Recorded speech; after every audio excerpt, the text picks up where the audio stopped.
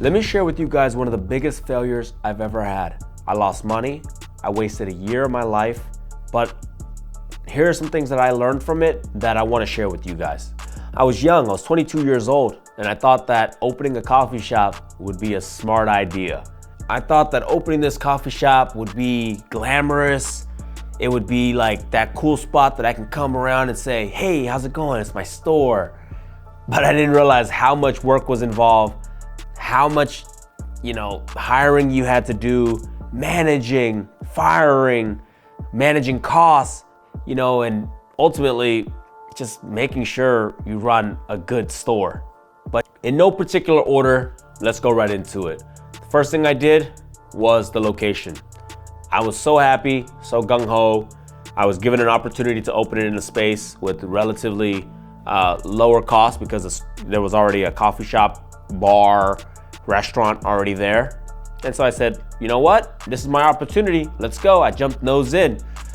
Little did I freaking know that the Tenderloin is not the place to be in San Francisco. You got crackheads, you got a lot of hoo-hoo, like the ones that work on the corner. You got a lot of crime and a lot of human and dog feces all the time. So that was the first thing, location. Make sure that you open location that is gonna be fitting for your store. The second thing I wanna share is partnerships.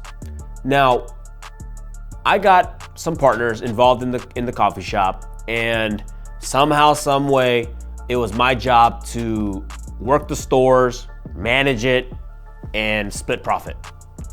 And so what I learned from this was that when you're getting into partnership with somebody, make sure you outline everything clearly. Make sure that you put down everybody's role, and if they don't have a big role, they gotta take a smaller cut.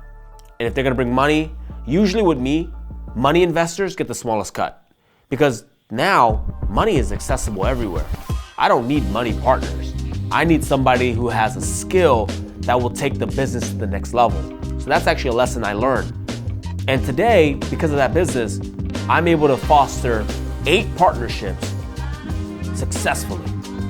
There's not a partner that I, don't like. There's not a partner that I argue with when it comes to money. It's a good synergy, and it all started from running that coffee shop because I learned everything not to do. Third thing I learned, guys, is who was I selling to? I wasn't even clear on what I was selling, to be honest with you. I'm young. I was like, okay, well, maybe the neighborhoods need burgers. Maybe the neighborhood needs tacos. Maybe the neighborhood needed beer, right? Like I became a shop that nobody knew exactly what we were selling. Funny story, by day, it was a coffee shop where you can get your coffee, lattes, all that stuff. And then as it transitioned from 5 onward, it was a tap room, burger, burrito shop. And I learned from that valuable lesson is get good at one thing and be known for one thing only. That way, the customer knows exactly where to go when they want that specific item. The fourth thing I learned is you gotta serve quality. I'm 22. I'm making BS, right? Like I'm not using the best beans. I'm not using the best meat. I'm not using like the highest quality ingredients, right?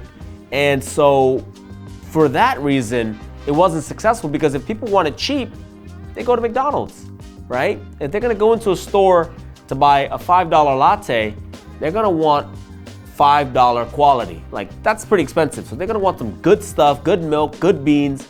And it was a tough lesson, but that's probably why people didn't come back because it just wasn't good.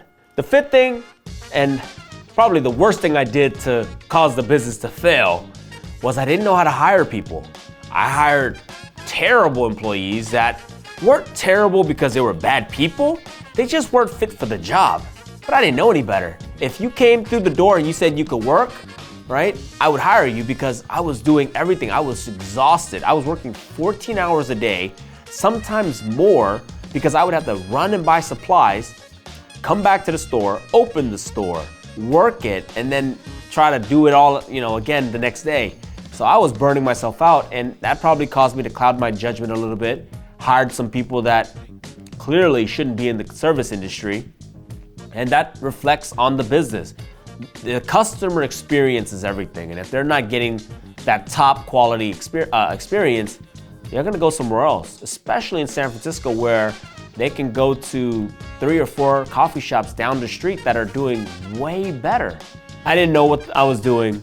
I didn't know to hire based on personality. I didn't have that like instinct yet. I was too young and too dumb.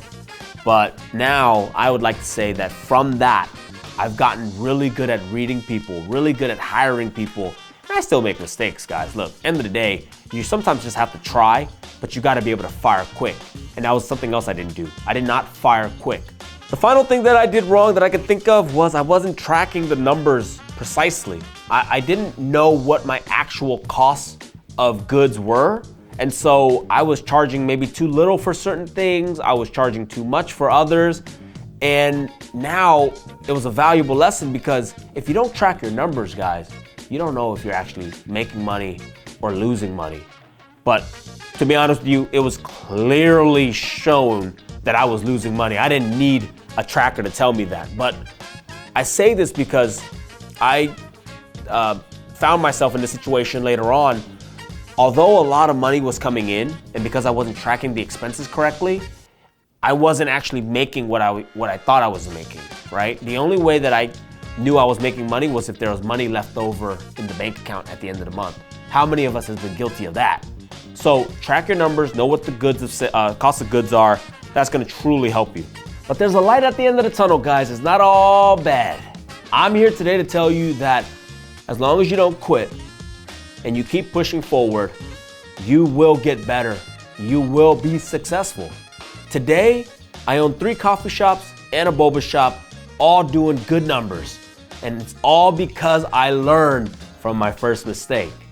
So it's not the mistakes that define who you are. It's not the failure that defines who you are. But it's what you do with the failures that will ultimately be the lasting impression. I took all those things that I did wrong, and I made sure that when I came back and I opened that second coffee shop, we wouldn't make any of those mistakes again. So what did I do? I found good partners, and we outlined very clear goals, very concise job description for each one of the members of the partnership.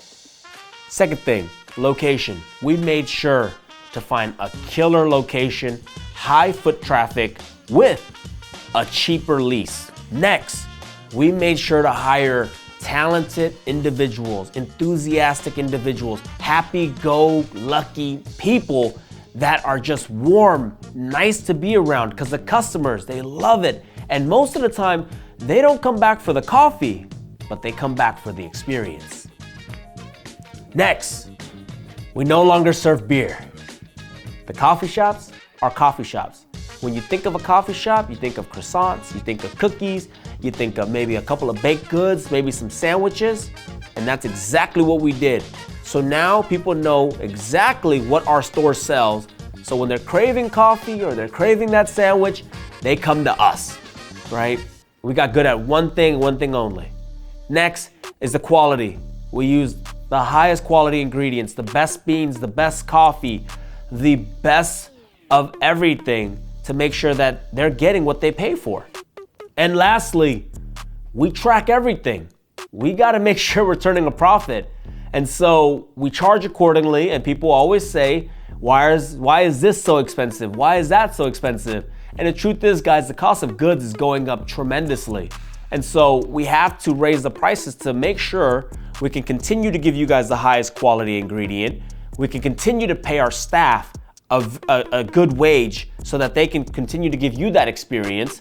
And then, ultimately, we can make a profit as well, because we're a business. And if you're a business that isn't making profit, you're not a business, you're a nonprofit. So that's the story of how my failures became my success. And these are some of the lessons I learned. I hope you got a lot of value out of it. And ultimately, guys, I don't regret my decision of opening that store, because if I did, I wouldn't have learned all these valuable lessons and wouldn't be able to be successful today, because you learn more from your failures than you do your success. If I was successful off the bat, let's just say by luck, let's just say some YouTuber tweeted me out and people just started to come to support me just because of the YouTuber, right? I would have learned nothing. I wouldn't have been able to duplicate the success. So because of that failure and all those failures, not only did it scare me, right, but it scared me in the right direction. And now, like I said, we went from one failed shop to 4 successful locations. And that's my story, guys. Thanks so much for joining in today. Hit the subscribe button if you want to learn more about this.